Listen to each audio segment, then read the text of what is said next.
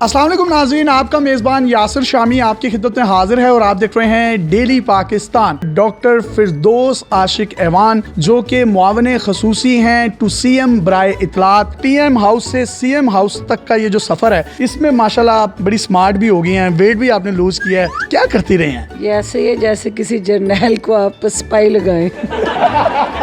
आपको prime minister house में काम करने का ज़्यादा मज़ा आया या CM हाउस में ज़्यादा मज़ा आ रहा है? यहाँ तो अभी 14 तबक रोशन हुए आके होशो हवास बहाल होंगे, फिर पता चलेगा कि क्या दोनों में क्या फ़र्क है। बहुत से लोग ये कहते हैं और एक सीनियर तजिया निगार ने कहा कि आपकी और CM साहब की पर्ची जो है वो सेम है। ये कौन सी पर्ची है? ये कोई कमेटी वाली पर्ची है? ये पर्ची वही है जो बचपन में हम मिल के बंद करके खिला करते थे।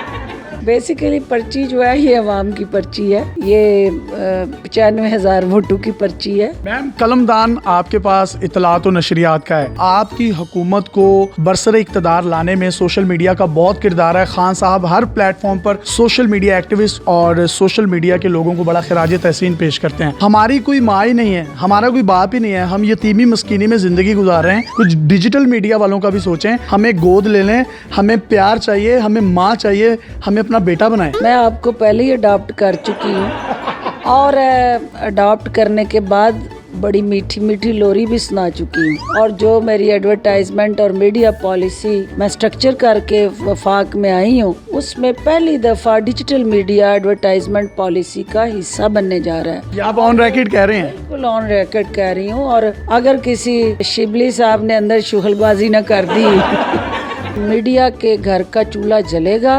पाकिस्तान की हुकूमत की कारकर्दगी का पहिया चलेगा। हमारे अब सारे कर्जे उतर जाएंगे, हमारी माँ हमें मिल गई है, हमारी मस्कीनियाँ ख़त्म हो गई हैं, हम पे दस्ते शफ़क़त रखने वाली प्यारी माँ जिसने हमें गोद भी ले ली है। और इंशाल्लाह तमाम डिजिटल मीडिया प्लेटफॉर्म्स जो बड़े और मुस्तनद हैं उनको भी ये गोद लेंगे। माफियाज को गोद नहीं लेना। नहीं, हम तो माफियाज नहीं हैं, मैं तो इनोसेंट हूँ, आपको पता ही है।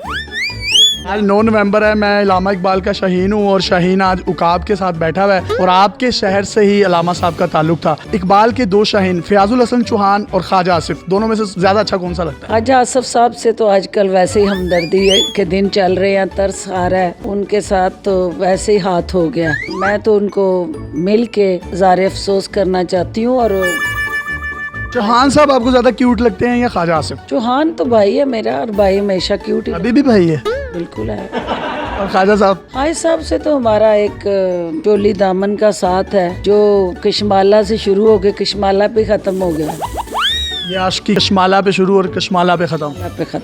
आपको धक्के देते हैं आपके सियासी मुखालिफ, तो आप तो फूक भी मारेंगे तो वो उड़ जाएंगे, मार दिया करें। फूक नहीं, मैं मारने के लिए काफी कुछ है लेकिन वक्त पड़ने पर वो भी हो जाता है और बहुत सारों ने खाया भी हुआ है। सबसे पसंदीदा सहाफ़ी आपका कौन सा है? कोई भी 3 नाम ले लें। सुहेल वड़ाइच मेरा मोहसन है जो हमेशा मुझे एडवाइस भी करता है और मुश्किल में मुझे खड़ा होने में मदद भी देता है। शामी साहब मेरे उस्ताद हैं, उन्होंने मुझे प्रेस रिलीज लिखना। बहुत शुक्रिया, बहुत शुक्रिया। आप नहीं, आप उस वक्त पैदा भी नहीं हुए होंगे।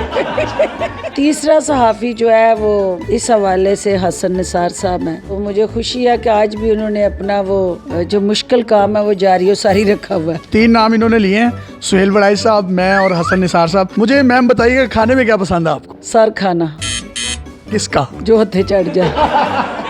नहीं, फिर भी मोस्ट फेवरेट डिश, क्योंकि आपका ताल्लुक सियालकोट से है, चावल तो बहुत ज्यादा खाती होंगी। आपको देख के लगता नहीं आप ज्यादा खाती पीती होंगी, फिर भी नहीं, मेरी सेहत से नहीं लग रहा कि यहाँ अंग अंग में चावल बोल रहे हैं।